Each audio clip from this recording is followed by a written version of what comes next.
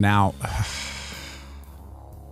what does this look like? Well, looks like another bear flag, right? So let's just map it out, because we're here, right? We've all had the cup of coffee, and we're all just kind of waiting here, watching the price action. So let's see where this bear flag takes us to, right?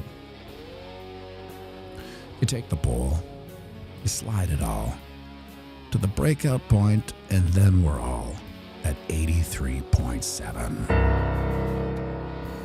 Let's put her in. Now, if the bear is back, 83.7 should probably come in the next month. 83.7. All bullshit. It's just a 4-hour chart, right? Now we still have this 83.7 in play. I'm gonna put some beepers on here. Do I still have that? Yeah, I do. Just 83.7.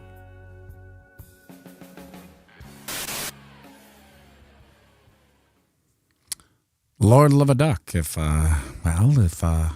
she didn't do just that and then some. What a capitulation event.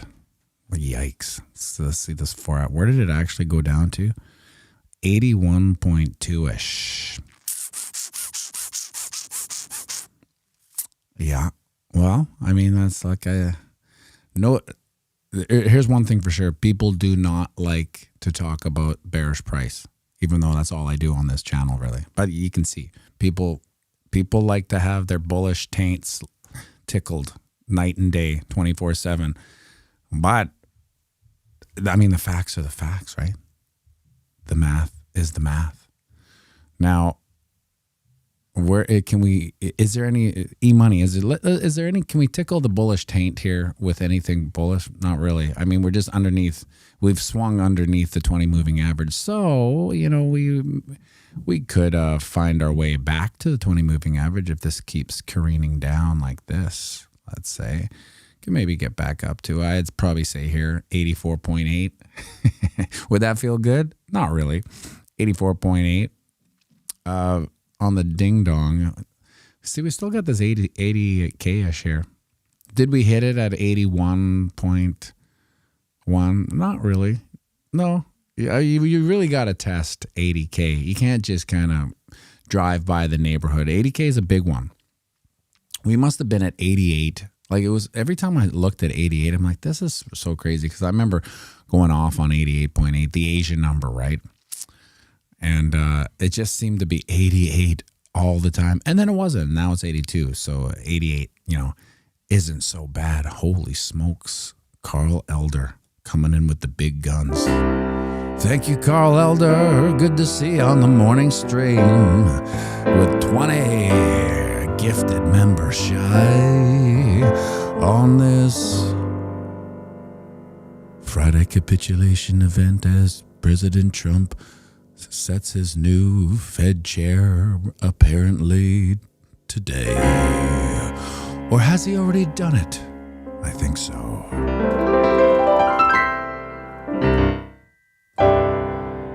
Thank you, Carl. Keeping the lights on. That actually affected my decision making today, so I appreciate that. The 24/7 stream, the computer, she just couldn't hack it. So until I get another computer, which I probably won't, because the stream makes 10 cents a week.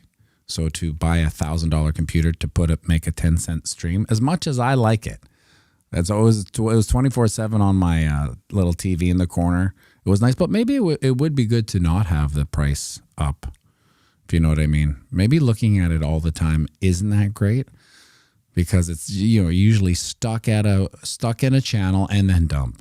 Stuck and dump. Stuck and dump. Stuck and dump. It seems we stick and dump all day long. Stuck and dump. Stuck and dump. In this channel of eternal monotony. Stuck and dump. Stuck and dump. Stuck and dump. All we do is get stuck and then we don't.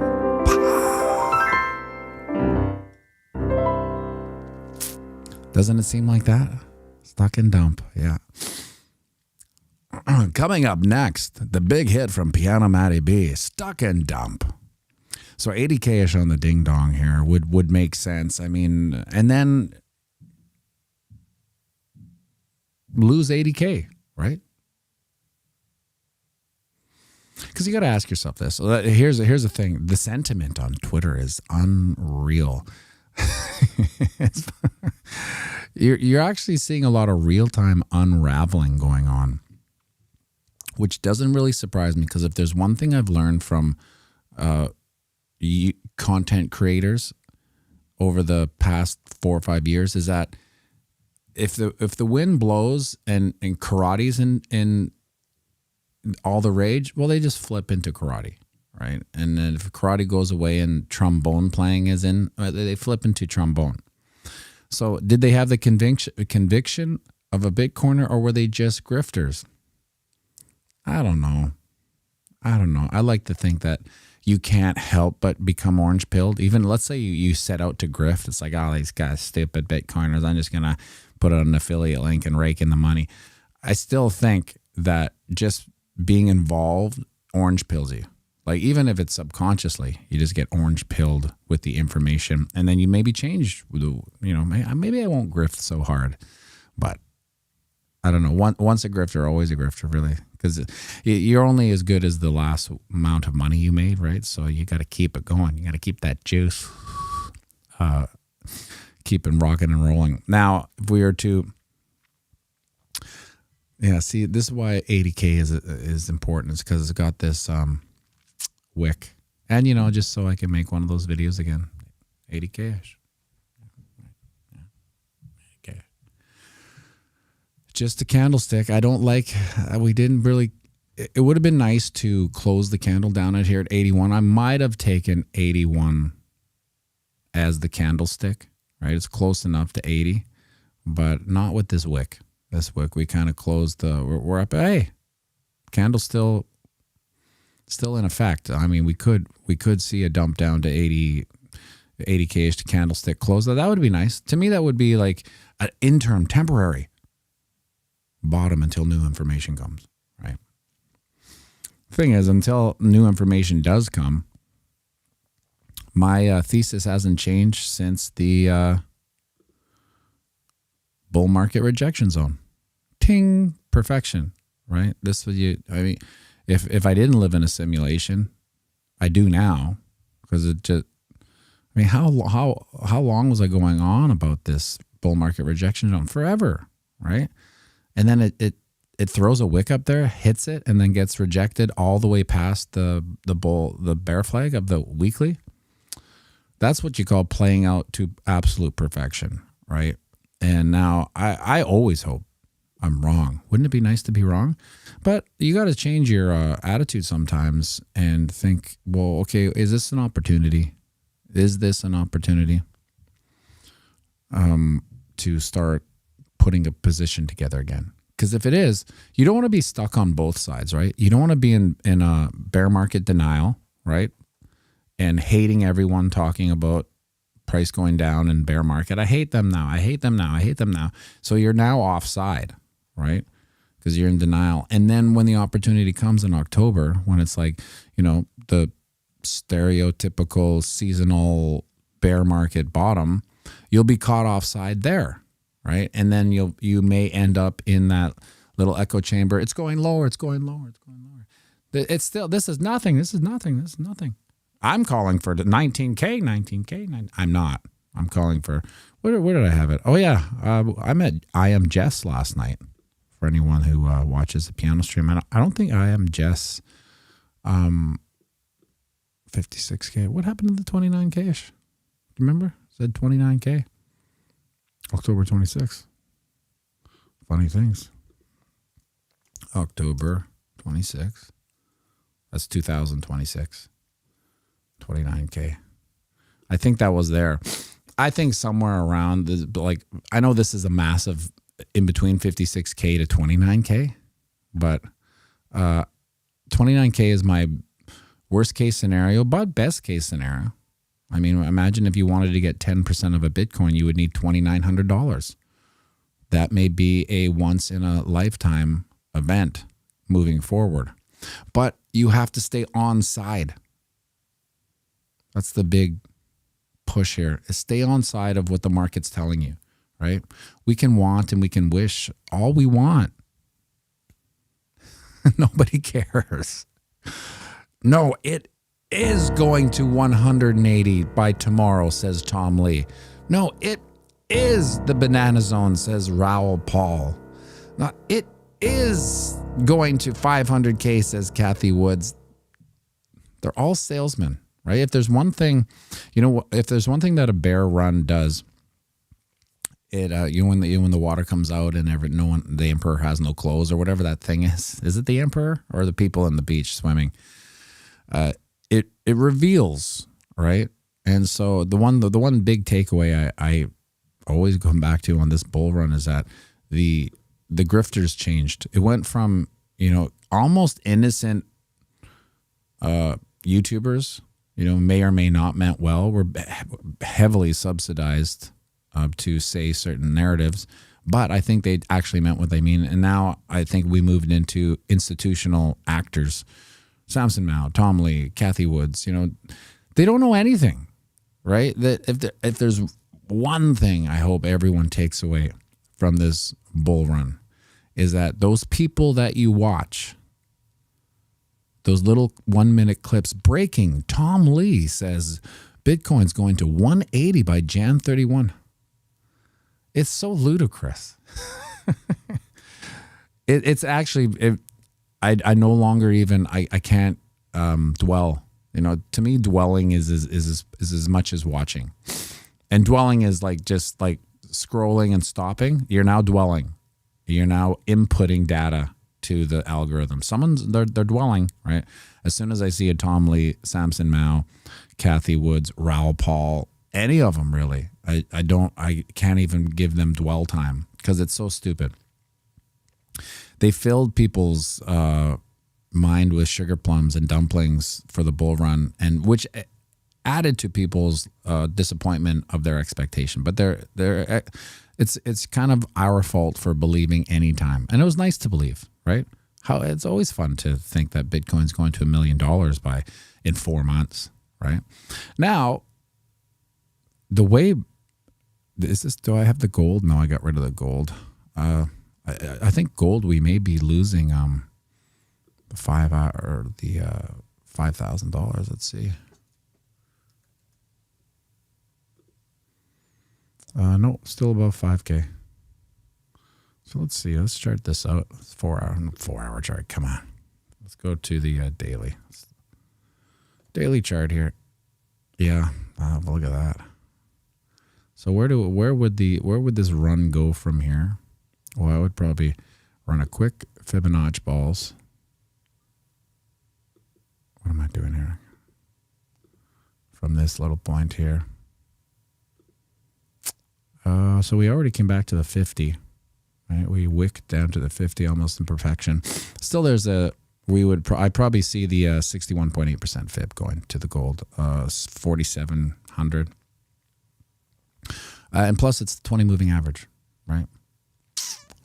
So that would make sense. And at that point, maybe we see a bump, but I don't know. The gold play is weird. It signals some massive things that maybe I can't even fathom. Like in all my days of gold, even like the pre-Bitcoin gold bug days, it was like this type of run wasn't even in our bullish delusion. There was talk of $10,000 gold, 20,000 gold. It's the same thing because it's the principle of gold being 10,000 or 20,000 is the same as Bitcoin being $1 million, because fiat has no bottom. So this kind of collapse has to find its way into something, and it will. It's just a matter of time. Now, unfortunately, in this bull run, the metals made the move before Bitcoin.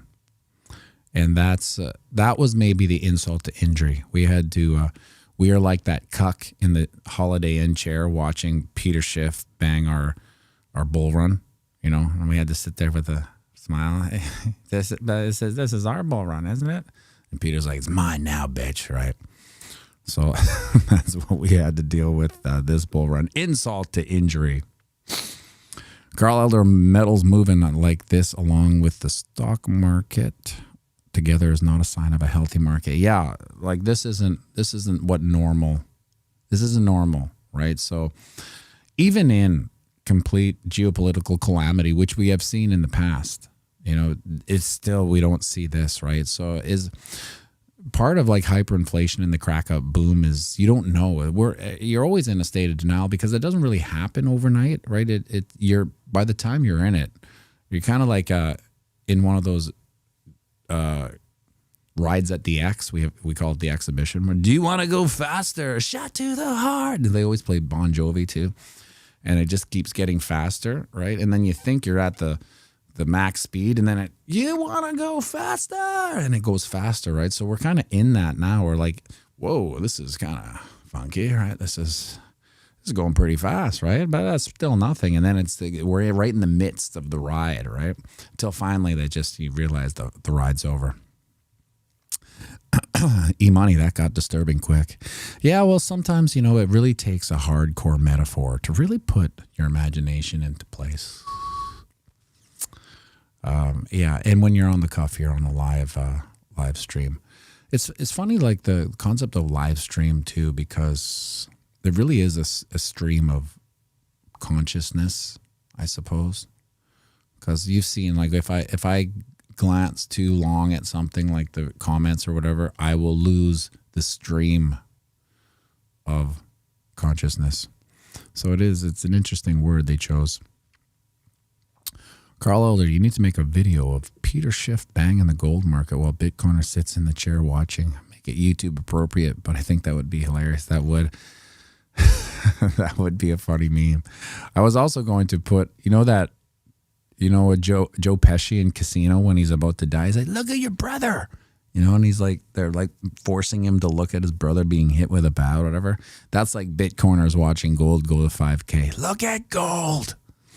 Look at gold. I don't know if you guys noticed, but I put a lot of the live piano bars into members only.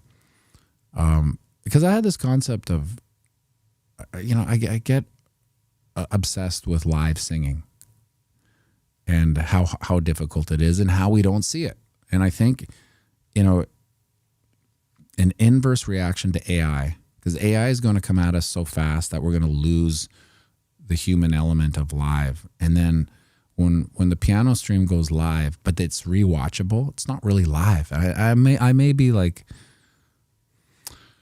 mincing words here, but I think I'm just going to make it live, and then it's not, right? If members can watch it again, but I might even turn that off because it's not really live, right? So I like the concept of like a play when you're watching a play, it's live, and there's not that I've seen a lot of plays or go to plays at all or would go to a play, but you know what I mean. There's like it's live. I've been to plays. Something happens, something goes wrong. It's live. There's no fixing it. There's no nothing. I like that. I kind of like to bring that aspect to the piano bar where it's like what happens at the piano bar happens at the piano bar. And if you missed it, you missed it. And I know we're talking about 30 or 40 people that watch it live, right? But it would be, moving into the future, I think and this is me being bullishly delusional, I think we will see a resurgence of absolute live out of necessity, out of our own need for humanity. Now you're getting a little over your skis there, piano. Really? You're doing your live stream because of our own human need, our human necessity. Yeah. That was my decision. But I ran into I Am Jess last night. She brought her crew to the basement. They lit it up, as always. Fun group of gals, and I was able to chat with I Am Jess, which is nice because I don't talk with Bitcoiners, right? I have a couple, right? and I wasn't sure if I Am Jess was like a live piano bar or Bitcoiner, because she's never on the morning stream, but I see her every now and then on the piano stream. But she's a hardcore Bitcoiner. Let me know she knows her. Let me tell you this: anyone in the Discord, she knows her stuff, right? So it's fun. And Kyle was like, "You guys could have sat there and chatted all night." I'm like, "Yeah, well, that's what happens, right? When you meet up with a Bitcoiner." It's like you're the bee girl in Blind Melon, and you finally find that gate filled with bees. You're like, oh, here we are. You know, and all it takes is one question. So, what are your thoughts on Bitcoin these days? And we just go off. You know, it was fun. So was the basement. Always a good time at the basement. It's too bad that we can't live stream that, because it's a whole different vibe there. Are we breaking 5K? No, we're not. We probably will. I'd be surprised if we don't hit 470 or 4,700. It's still wildly up at 4,700. But the thing is that retail chasing its tail, right? As soon as it goes over 5K, get in, line up at the stores. And then it goes under 5, get out. And they're lined up at the stores trying to sell it. And they're like, well, we'll only sell it. We'll give you, 70% of its value. What? Yeah. The one thing I'm glad that I don't have to deal with are those coin shop guys. Man, if you've ever dealt with them, it's like surly, nerdy pawn shop guys. They're like, when you walk in, they're just annoyed to see you. It's like, well, I just wanted to buy some silver off you. How much? I don't know. $100 or something. Like, you can't get 100. You only get 2, and then you got them. Anyway, they were so surly, and so it's like I hated them. They're enough to never go back. So if I never see them again, I'm pretty happy, which I never will, because my silver and gold was gone a long time ago. Although my nieces and nephews all have their silver, maybe, but I would assume that they maybe have lost theirs too. Carl Elder, you're right, Matty. Your piano live stream will be an oddity special treat for people in the future. Yeah, I think so. I think it will. Hey, how do we get one of those gifted memberships? I think they just randomly throw. You can't pick them. Is the answer, right? You can't pick who gets it, which is weird, because like I would like the ability to give free memberships too. I don't know how to do it. I've been grokking it and whatnot, but it's like you think that I would have a little bit of autonomy on this channel who I can give free memberships to, right? But maybe I can. I don't spend too long on it, right? Yeah, things to do. I'm trying to vibe code this new app idea, right? And the thing that they don't tell you about vibe coding is that you can vibe code into anything, but then the bridge to the real world, like setting up apps and being an app developer and, the back end, Ecamm, all that stuff, that the AI is not doing that for you. You have to. So that's my next. I'll probably spend the next little while trying to figure out how I do this, because I think the app would be good for musicians. I'll just put it that way. And as life would have it, there's a guy at the squash club. His name's Adam. I've known him forever. But he disappeared for about 15 years, and he was a acquisitions manager at Apple. And then his manager told him he had an idea for an app, and his manager told him, "Hey, quit talking and resign, and then we'll go from there." And he was making big money, Apple stocks. Remind me where I'm going, but I want to answer this question. Multi-sig dummy, pianomattyb, look into Claudebot. Yeah, the one I'm using is it did everything, but to bridge from, okay, now you got a finished app to like test it out, there's a big moat still. And so I'm trying to figure that out. But this is where this guy would come into. But I see he's an app developer, and I bet you he hears every day, "Hey, I got an idea for an app." He's got to listen to it. It's like when I owned a poker company, I had to listen to all the bad beat stories. So I'm sitting there, Pocket Cowboys, on the button, right? Oh, let me guess, you got outed on the 5th Street? I'm like, yeah, that's what I did. Not with Claudia Bot. So will Claude Bot? Did it change their name yesterday? I saw something about it. It sets up your back end Ecamm and your Apple developer kit and membership, and it's like there's a lot of things you have to. It's not free, right? You gotta. I think it's $100 a month to be in the Apple app development, and then something else. I don't know. I just kind of went into it the past couple nights. Let's see what on the weekly before we get back to work here. We gotta go back to work. I gotta take a steam here. Yes, watch Alex Finn official. Okay. pianomattyb or anyone here, feel free to reach out with any software questions. Are you is this what you do?